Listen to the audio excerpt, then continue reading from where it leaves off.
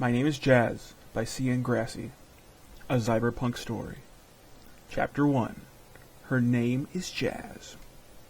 The full moon shines above, the stars twinkling in the night. The road is warm, and a dusty trail. Up ahead you see a campfire, a good place to try and rest for the night. Your old mare needs to sleep herself. An old cowgirl welcomes you to join her by the fire, and stay a while. She offers you some supper, and you take it graciously. The coyotes howl in the distance. You touch your trusty auto revolver on your hip for comfort. The cowgirl starts chatting to you. You talk, and the conversation is good company. You start swapping stories. That's when she tells you she's got the best one. So you want to hear the greatest story ever told? Well, settle up and snuggle in for this one. She begins her tale. In 2027, in the glowing ring of Neo-Tokyo, once known as San Francisco, is born our hero. Her mother's named her Jazz after the music playing during the sweet sex they had while conceiving her. Specifically Miles Davis's classic album, Bitches Brew. They raised her as all good people are. Catholic. Growing up, Jazz would often play the role of bully at school. She knew full well that it was God's will that she be the golden light to shepherd the flock. Her presence in the hallway commanded respect. Other students knew to stand aside as she walked by them. Only Smokey, her girlfriend, and her chosen few friends, which she referred to as the Golden Ones, could follow her around to classes, talk to her at recess, and sit with her at lunch, which consisted mostly of reprocessed protein fuel and tall, healthy glasses of boiling hot, high-fructose corn syrup. But Jazz was special and would demand an extra glass with all her meals.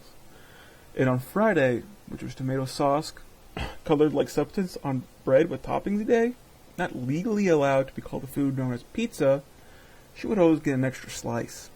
In gym class, she was always team captain and would often double as referee, as she knew the rules of every sport and game better than everyone. Sometimes the teachers would even let her instruct class, and if she made a mistake, obviously she was right, and the old useless textbooks must have been misprinted. Outside of school, her hobbies consisted of two activities. One was a dedicated study of secret Gnostic texts. Something about the heresy seemed quite hilarious to her. She would sometimes stay up into the wee hours of the morning, giggling at the occultist scripture and false gospel. And second as a hobby was asserting her dominance. Jazz would often beat rocks together in an attempt to annoy anyone in earshot. The sharp clanks and clacks racked the nerves of passers-by. She took great pride in her ability to manipulate people. Even those strangers would shriek at her and demand that she stop this 3 a.m. ruckus. Yet Jazz would persist, just so they know who they would be messing with if there was a messing type situation to ever come up, hypothetically. So her name is Jazz, and she's about to go on the adventure of a lifetime. You might look at her and just see an ordinary 15-year-old girl, but trust me, she's not like those other girls. This is the chronicle of the greatest hero that ever lived, and how she saved the universe. As Jazz and her family parked the car outside of Our Lady the Blessed Virgin Stadium, she felt joyful to be alive. What an amazing world she lived in, she said to herself, out loud. Jazz thought fondly of their home. Images of its greatness passed through her mind at the speed of imagination. She thought of the scaffolding-clad towers that dressed the skyline of the behemoth city, its canals bloated with filth, billboards flashing, screaming their advertisements for products which the eager masses consumed with pride. Everyone enjoyed playing the game of stuffing their high-rent, small-space apartments with useless plastics, only to gain temporary prestige amongst their peers. Truly this utopia was the end of history, the peak of civilization. Above the masses, within tawdry towers of the megacorps, lived the rightful nobles. Their divine right was unquestioned by the docile hordes. These queens would from time to time grace their subjects with their radiant presence. How grateful they were to glimpse such majesty out in the streets. In the marketplace, money changed hands, good beer buzzed, and one woman eats a heaping bowl of protein protoplasm, a delicious delicacy, a gift from what ought be these rightful demigoddesses.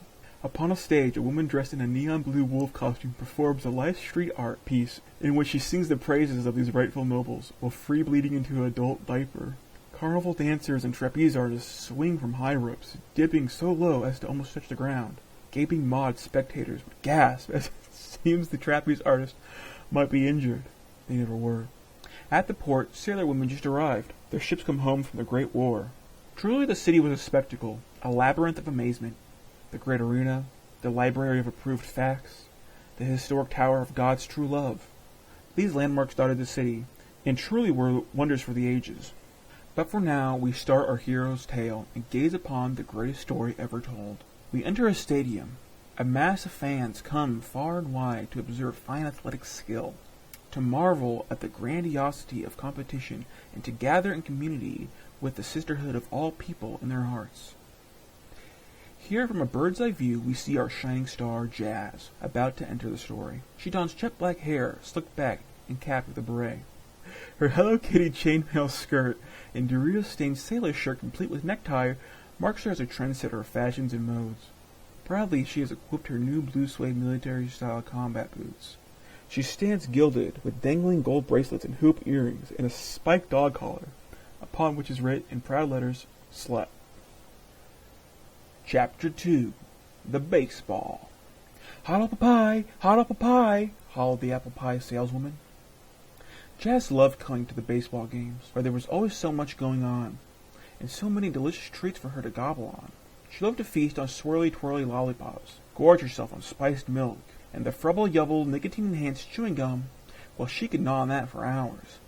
But of all the goody treats at the baseball, the best was the world-famous baseball pie. Made with real apple flavoring, crushed apple candies would be boiled, oxidized, and layered with sassafras leaves. Baked to a red-hot glow, the sugar glass would be the mask for the various candies and salts which made up the world-famous pie. She couldn't wait for her moms to buy her some. All the excitement for pie almost made her forget. The carnival! Wow! A 2-for-1 deal. After the baseball, her moms would take her to the carnival. Jazz was so excited to be out and about experiencing the beautiful smog-laden world she lived in that she didn't know what to do. Deciding that awkwardly standing around a crowd of strangers looking like a juvenile wasn't the best idea, she decided to go catch up with Louise, her cool mom. Unlike Rivalta, Louise always had a syringe of heroin or snack pack of Bud Light gummy worms on hand. She didn't much care for Rivalta, her ugly, mean mom, who smelt yucky with her sandalwood perfume, or clownishly festooning red lipstick and eyeliner. If you asked Jazz, she much preferred Louise's liberal advocation of dollar store tween goth marketed body spray and pussycat face paint. I mean, that way it's like you can use 2 filters on the government-approved corporate spyware app. Dog and cat, seeing as you're already wearing the cat makeup. But now it was time for what they had come here for.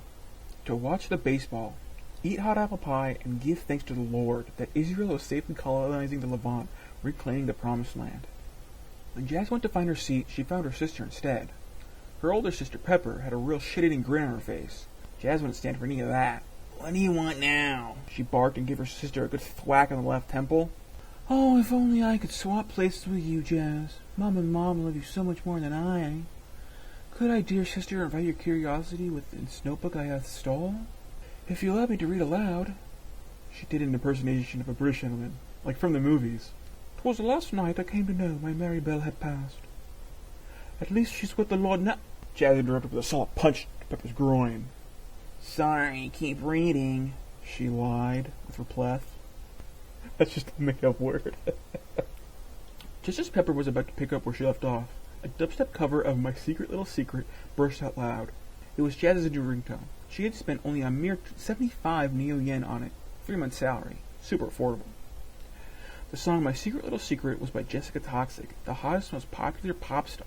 All the cool girls listened to her while he smoked cigars in the school bathroom. The song was about how Miss Toxic let her dog give her oral sex. Jazz was proud to own such a ringtone. It filled her with an unexplainable reverence for woman-dog relations, to humbly brag that she was an ally of the sexually disenfranchised. She could think of no better way to be politically engaged. Jazz answered her digitalk, short for digital talk. It was Rivalta. She briefly had a nightmarish flashback to her mother ordering her to please bathe regularly. She closed the call immediately, stopped for a second to gaze at her Madam President Hillary Clinton wallpaper, then resumed jabbering to Pepper. Come now, wench, let's go watch the baseball, commanded Jazz, and tugged on her red hair braid, and pulled her sister along. Pepper let herself be dragged across the garbage-filled stadium floor as she rambled on and on about the contents of the notebook. Something about a hidden island and non-female humans? Hogwash, Jazz thought. No such thing as islands or non-female humans. Once more, Pepper was entrenched inside a world of fantasy. She was always an odd one, that Pepper. Why, just last week she had done the dishes to help out Grazel from the family state-issued Haghor. Every family was given one. You see, years ago, a microbiologist by the name of Zephyrqueen Basnat Johnson III had found a way to splice human DNA with that of a goatfish to create the Haghor. A goatfish is a half-goat, half-fish, half-post office employee. The honor of creating the goatfish went to Zephyrqueen Basnat Johnson II, her own mother. So the whole ordeal was starting to become a big family legacy, which put a lot of pressure on Zephyrqueen Basnat Johnson IV, made even worse by the fact that her true passion was rock gardening. Jazz and Pepper finally found their way to their mothers and their seeds. Green Adirondacks. Here the author agreed with Jazz when she thought, Adirondacks? That's the worst style of chair, being that it's the most uncomfortable way to sit and all. An obese blonde smoking 3 cigarettes at once, and a face painted to look like that of a cat, waddled towards them. Oh, my favorite daughter, Jazz, cheered Louise. And also you. She glared at Pepper. Louise went in for a big hug to Jazz, but Jazz was too quick and dodged out of the way, as she didn't want any cigarette ash or any spiced milk that was currently leaking out of her mother's mammoth breast to get on her new blue suede combat boots. Louise huffed and puffed and was sad her daughter didn't want a hug. Although Jazz didn't know if the heavy breathing was her mother being upset, pre-diabetic, or in the early stages of lung cancer, Louise conceded, Oh well, girls, let's watch the baseball. The rules for the baseball are different from baseball.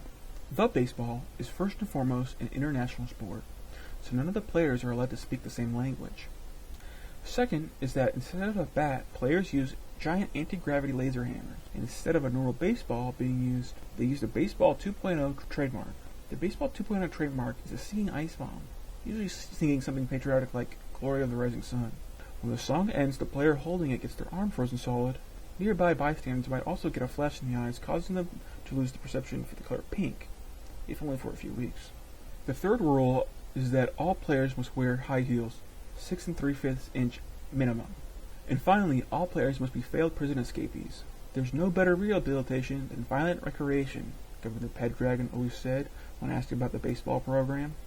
Truly, however, conditions in the prison system have never been better, so why anyone would risk getting caught trying to flee prison rather than stay and have a good time was a huge mystery. Recently, GGORTAT had limited all oxygen use to 20% of one's carbon output, which was fair and logical, as it was the fault of the individual that the Earth is dying, so they must themselves solve the problem by breathing less. After all, those who control the means of production have nothing to do with any of it. Jazz was taught this herself at her private school, St. Mary's Oil Refinery. There were also no more beds or use of unleaded water allowed in prison either. After all, it's their fault for being bad people, and are in no way victims of a dictatorial economic hegemony which invades every facet of our lives and leaves nothing sacred in order to turn even the most meager of profits. If you're wondering what GGORTAT is short for, it means Good Government of Right Thinking Truth. In the year 2025, all corporate, governmental, and academic entities merge into one super institution to rule over the earth. It was dictated by the Council of Female CEOs that Hillary Clinton should rule all the lands in her wake. After all, it was her turn. All persons at birth were to be implanted with a Clinton consciousness chip so that she would know your every thought. If you don't have anything to hide, then you have no reason to worry. Unless, of course, you're wealthy and you could just pay the fee for not doing so. It's only fair. Before Jazz knew it, the game was on. Already a player had been turned to ash when her anti-gravity laser hammer had misfired and zapped 5 audience members and the player herself. As the game went on, Jazz couldn't help but appreciate the cathedral-like architecture of the baseball diamond. Soaring buttresses and massive stained glass windows overlooked the field. Carved gargoyle faces scaring off spiritual invaders. Stone arches, a vaulted ceiling, and master-carved Gothic stoneworks truly put the fear of God into oneself. Jazz was having so much fun that time was flying like an intercontinental ballistic missile. She gazed up at the scoreboard, and she couldn't believe it was already the 4th inning. That was such a dumb joke. She gazed up at the scoreboard, and she couldn't believe it was already the 4th inning. She checked the time on her digitalk. Whoa, 1 in the afternoon. Time for me to get some heroin, Jazz thought. She pulled on Louisa's hair to get her attention. Yes, my darling, her mother replied. Get it now. Okay, honey bun, but not too much or you'll pass out. We don't want any of that today, do we? Baby, that ain't all, Louisa sheepishly replied, with a nurturing diabetic sweetness in her voice. Her mother lifted her stomach fold and reached into her fanny pack to get some heroin for the little angel. Slowly a nervous look crept onto her face. Oh dear, oh golly me, oh my, oh my, oh my. Sweet little Jazz, it seems I must have left it at home. Trying to keep from looking nervous, in the fear that Jazz might have one of her violent yet justified fits of rage.